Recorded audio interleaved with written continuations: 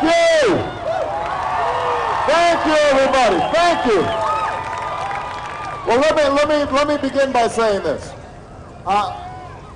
We have had a lot of rallies around the country.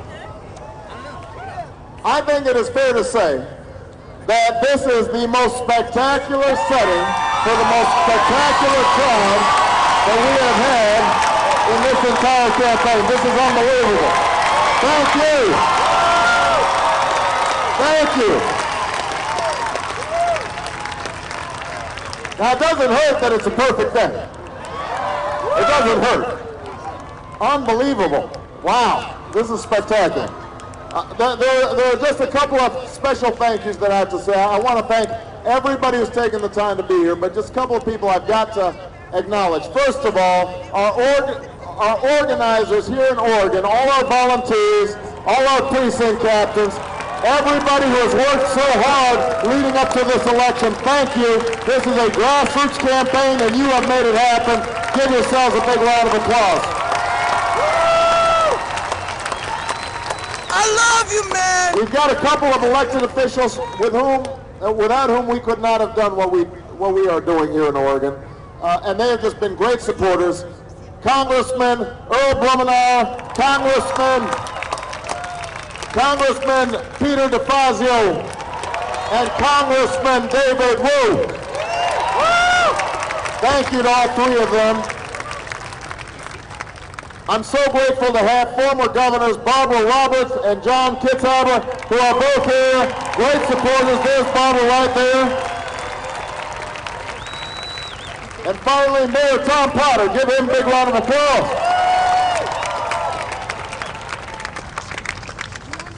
So, I've been running for president for about 15 months now. 15 months. And when I first announced, there were a number of people who said, Barack, you're a relatively young man. Why are you running so soon? You can afford to wait. And I had to inform people that I'm not running because of some long-held ambition. I'm not running because I think it's somehow owed to me. I had to explain that I'm running because of what Dr. King called the fierce urgency of now.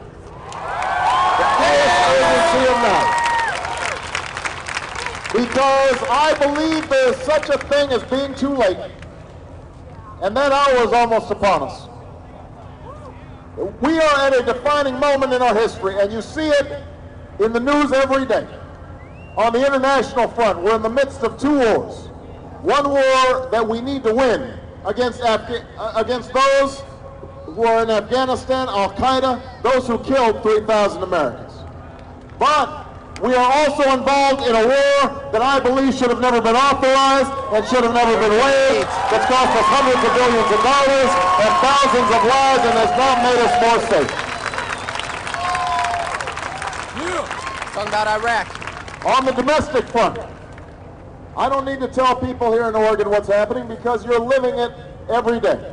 We just went through the first economic expansion since they've been keeping records since World War II, in which the average family income went down by $1,000 at a time when the economy was growing.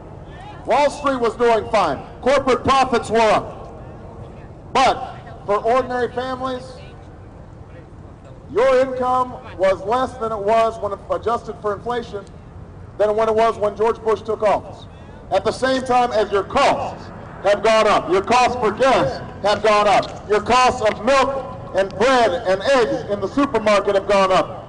Your cost for health care has gone up. Your cost for college has gone up. And so, at the end of every month, there are families sitting around the kitchen table trying to figure out how to make ends meet. 47 million people without health insurance. Millions of people at risk of losing their homes because nobody was minding the store when financial institutions were out there peddling mortgages that they never should have given. And despite the slogans, we've got millions of people, millions of children who cannot compete in a new global economy because our schools are underfunded, our teachers are underpaid. College has become unattainable. In such circumstances, Portland, we cannot afford to wait. We can't wait to fix our schools. We cannot wait to fix our healthcare system. We cannot wait to bring back good jobs and good wages and decent benefits. We cannot wait to bring an end to global warming. We cannot wait to bring this war to a close. We cannot wait, and that's why I'm running for President of the United States of America.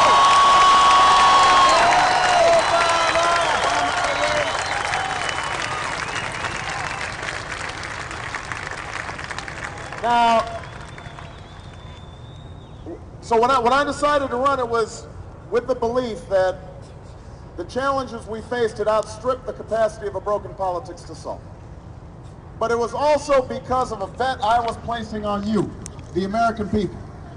Because I was convinced that the American people are hungry for something different. That they are tired of a politics that's all about tearing each other down. They want a politics that's about lifting the country up. I was convinced that the American people were tired of spin and PR, that they wanted straight talk, honesty from their elected officials.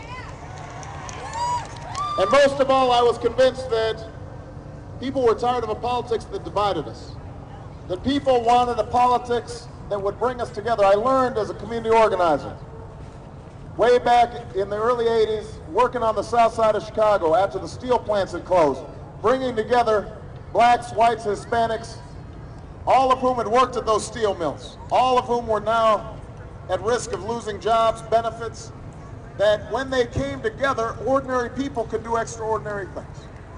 And when I started this campaign, it was with the belief that that was still what was true about America, that when we work together, when we are unified, black, white, Hispanic, Asian, Native American, young, old, rich, poor, gay, straight, when all of us are coming together, that there is no challenge we cannot meet, there is no destiny we cannot fulfill. That was the bet that I was making 15 months ago, Oregon.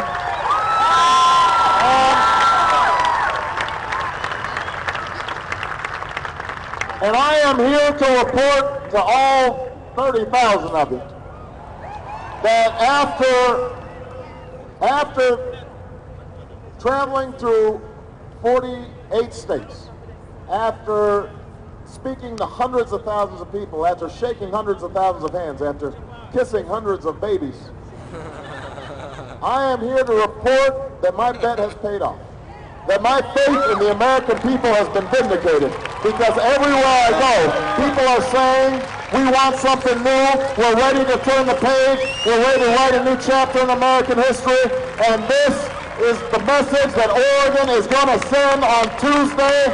We are tired of business as usual, and we are going to change America.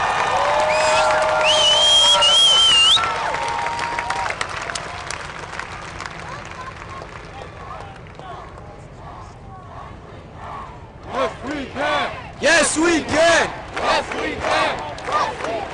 Sí se puede! Now, I know, though, that this election has taken a long time. There are babies that have been born and are now walking and talking since we started this election. And so there's some of you that have expressed concern and worry that maybe we're not going to be able to bring the party together after it's over with. Now, I just want everybody to understand that Senator Clinton and I have had a terrific contest. And she has been a formidable candidate. She has been smart and tough and determined, and she has worked as hard as she can. And she has run an extraordinary campaign. It's been an extraordinary campaign. But, and look, we have real differences on certain issues. But whatever differences exist between myself and Senator Clinton pale in comparison to the differences we have with the other side, because we know that no matter what else happens, when we go into the polling place in November, the name George W. Bush will not be on the ballot.